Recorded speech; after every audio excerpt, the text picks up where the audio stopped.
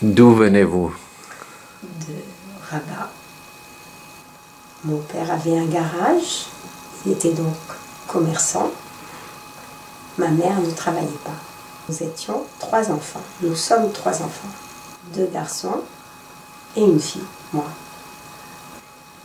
Mon frère aîné est ingénieur.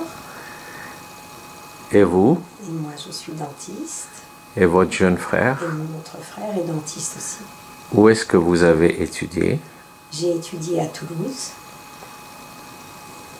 ainsi que mon frère, mon jeune frère, université de médecine, l'université Paul Sabatier.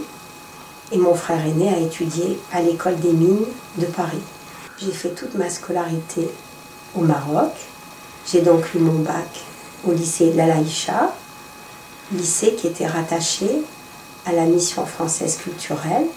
Et donc, j'ai eu le même bac que les gens de Bordeaux, puisque le Maroc était rattaché à Bordeaux. Et vos frères? Mes frères également. Tous les 3, nous avons fait notre scolarité au Maroc. Mon frère aîné, par ailleurs, a fait maths sup maths spé au Maroc, à Casablanca, au lycée Lyoté. Donc, préparation aux grandes écoles, au lycée Lyoté de Casablanca. Et le jeune?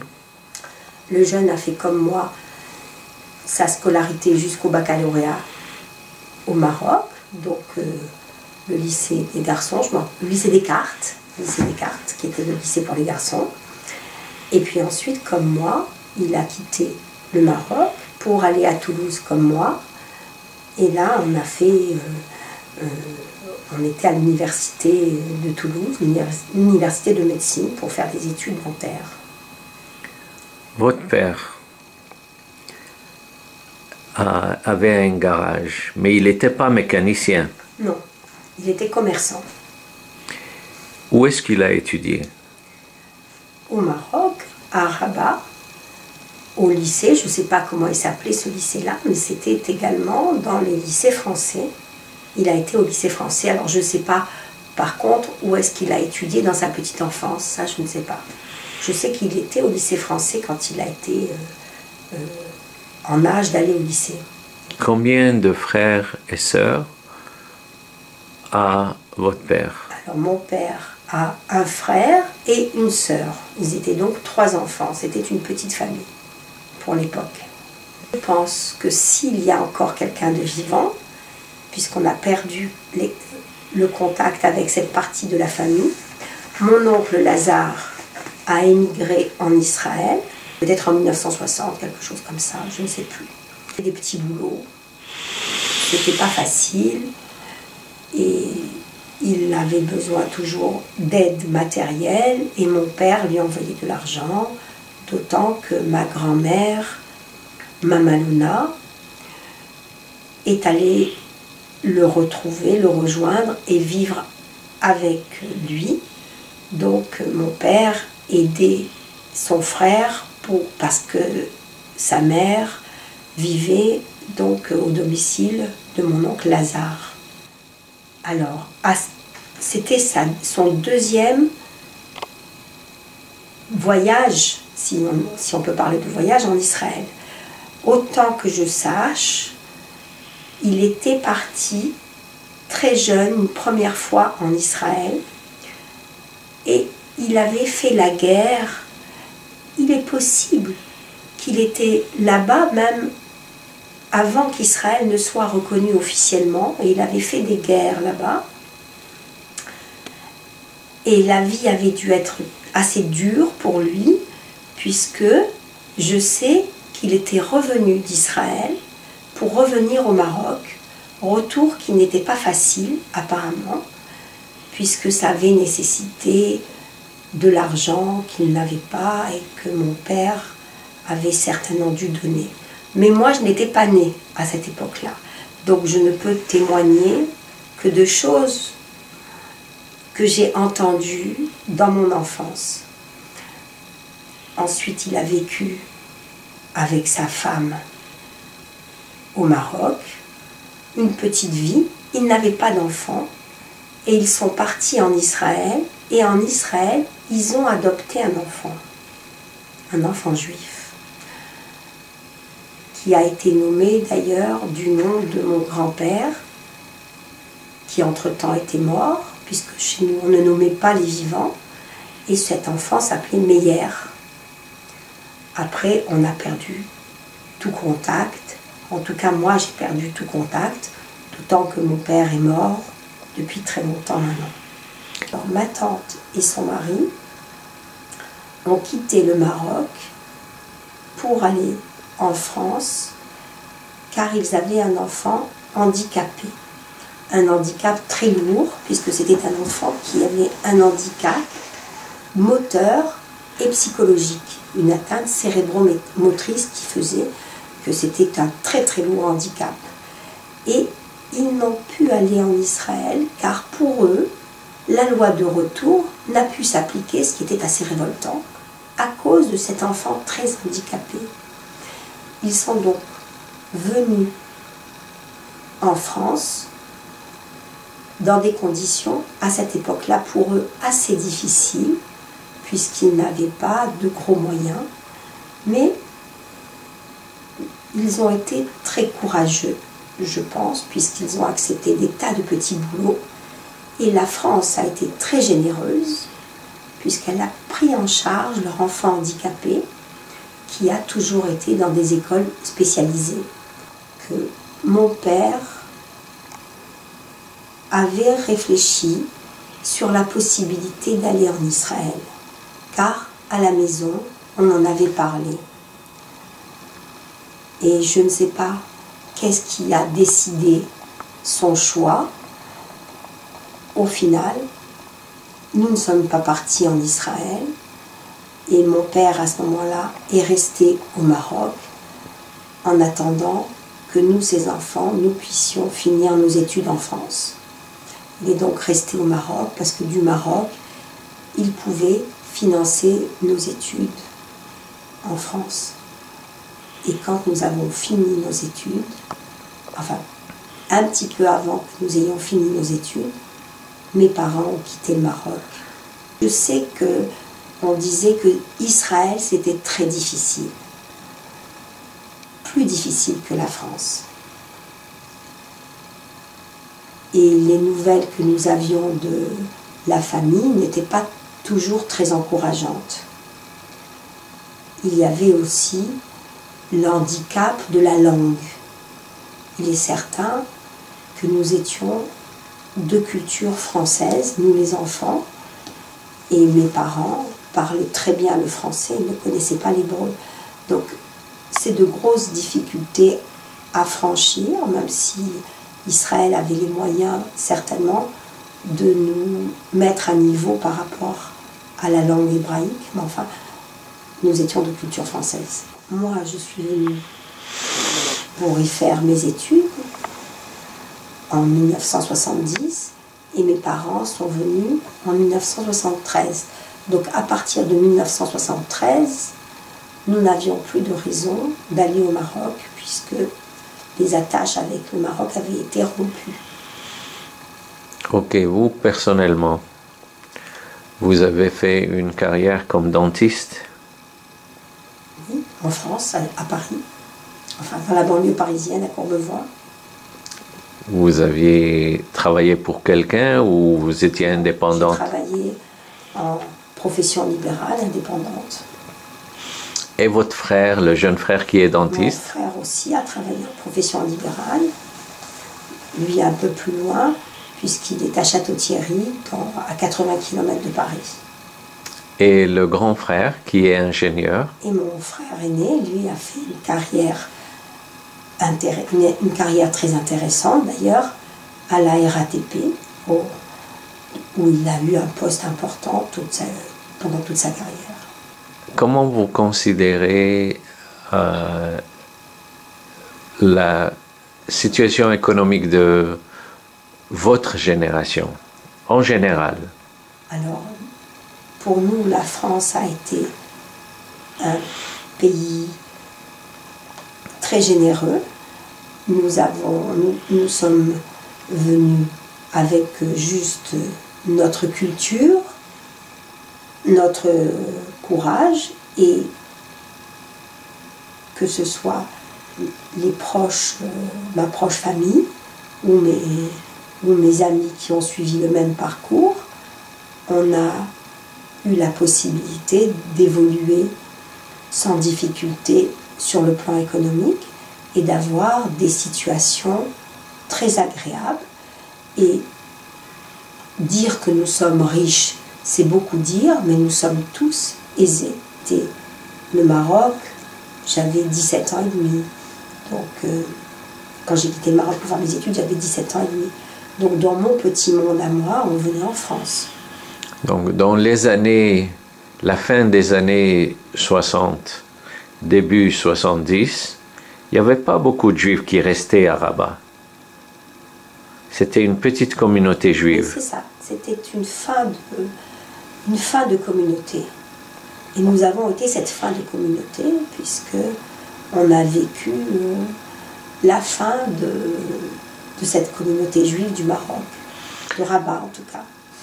Non. Mais on était quand même suffisamment nombreux pour que les jeunes que nous étions puissions sortir, aller au cinéma.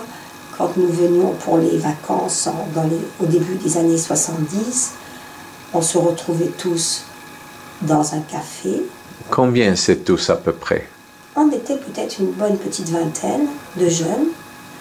Et on allait à la plage après ensemble, et puis on allait en boîte de nuit.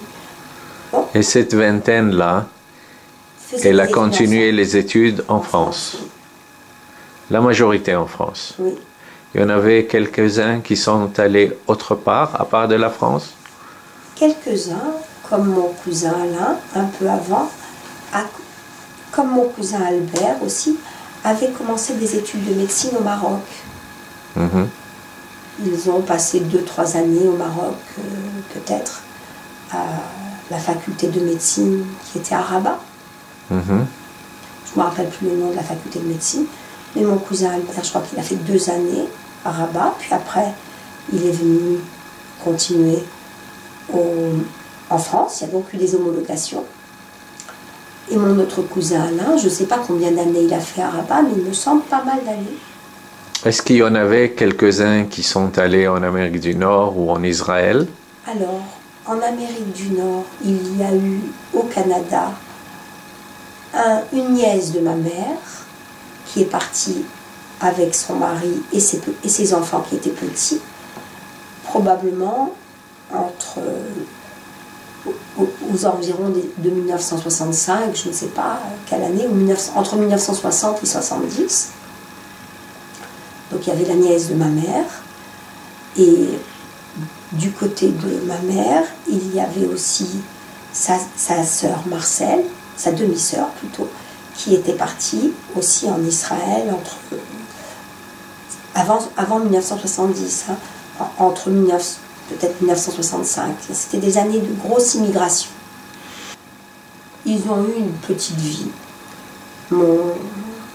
Ma tante Marcel a travaillé autant qu'elle pouvait. Ils avaient 3 enfants, enfin 2 qui étaient nés au Maroc et un qui est né en Israël. Et je sais que c'était toujours un peu difficile. Son mari, Joe, un homme adorable, était spécialisé au Maroc dans la réparation des machines à écrire. Et c'était la fin des machines à écrire, puisque petit à petit, ça n'a plus existé, et on est passé à autre chose. De ce fait, leur vie n'a pas été toujours facile au Maroc. Mais eux n'avaient pas fait d'études de la même manière que nous en avions fait. Donc ils ont eu... je pense qu'ils ont toujours été heureux, hein, parce que aux dernières nouvelles, c'est des gens heureux de vivre. Mais ils ont eu des... Je crois qu'ils ont quand même galéré, si on peut dire. Israël n'a pas été pour eux aussi facile que pour la partie de la famille, à mon avis, du moins, qui est parti vivre en France avec des diplômes. Il faut dire que si la France nous a ouvert les bras, c'est parce qu'on arrivait avec des diplômes, et des diplômes français.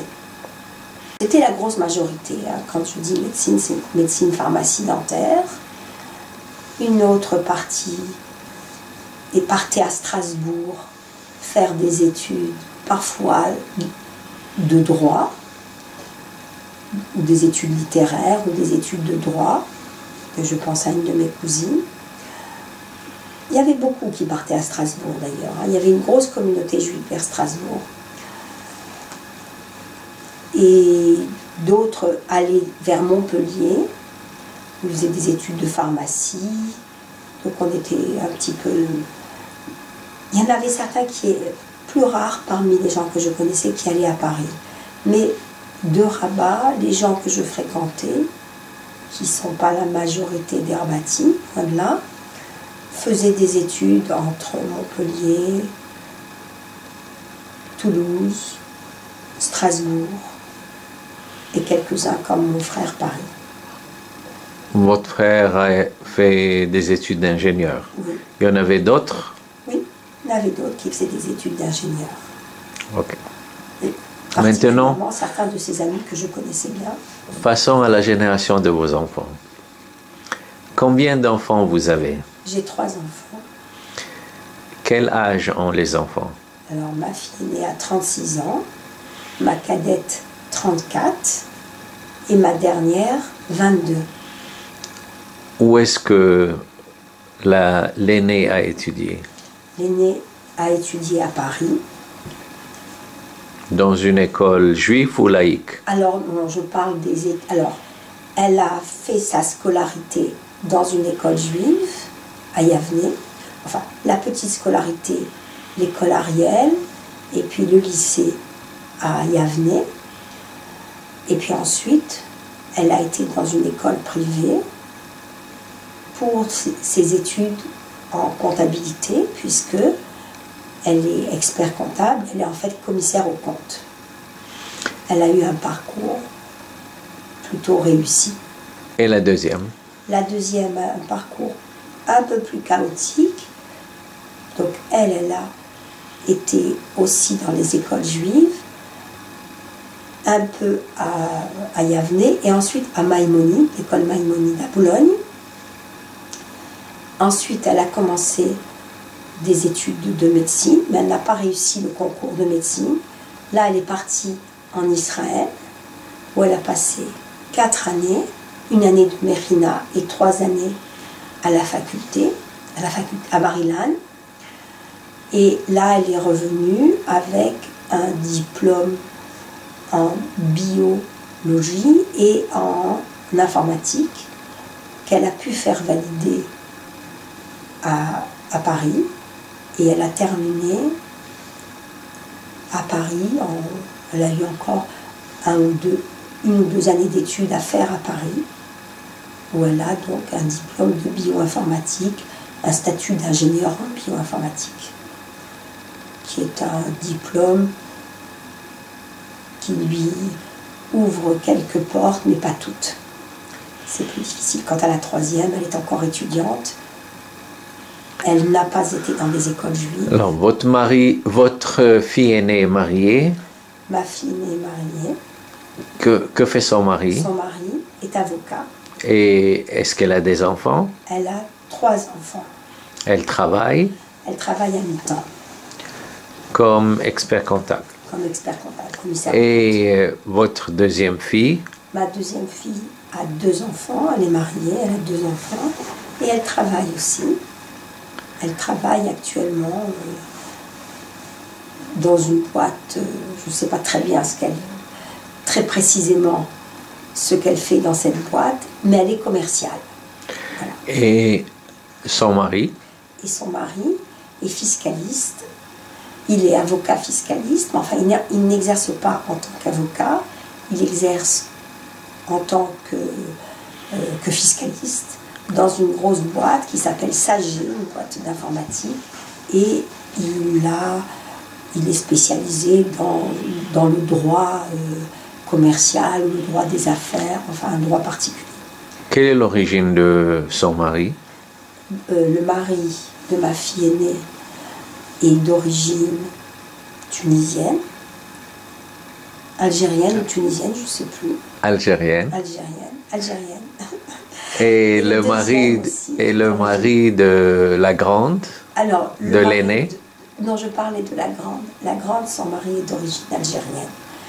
Oui, je crois qu'il est d'origine algérienne, Toubiana.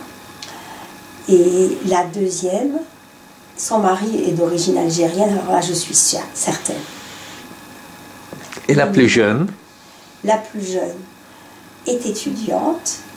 Elle n'a jamais fait l'école, elle n'est jamais passée par les écoles juives. Elle a 22 ans, donc elle est étudiante. Cette année, elle est à Madrid, mais pour un an seulement, dans un programme d'échange européen, Erasmus. Elle est étudiante en droit et elle a un fiancé. Voilà, Gabriel. Votre premier mari, que fait-il comme métier? Il est dentiste. Et d'où vient-il? Il est originaire de Tunisie, de Tunis même. Et votre deuxième mari, le père de la jeune fille? C'est un homme d'affaires qui était dans l'immobilier, était marchand de biens. Et d'où vient-il? Alors, il vient du Maroc, mais en vérité, sa famille venait d'Algérie, puisqu'ils étaient originaires d'une petite ville près d'Oujda, Berkent, et donc sa famille, qui était française déjà, n'était donc pas français par naturalisation, elle était français de naissance, sa famille était d'origine algérienne, mais son enfance et son passé, c'est au Maroc qu'il a lieu. Eh bien, merci beaucoup pour votre entrevue. Voilà.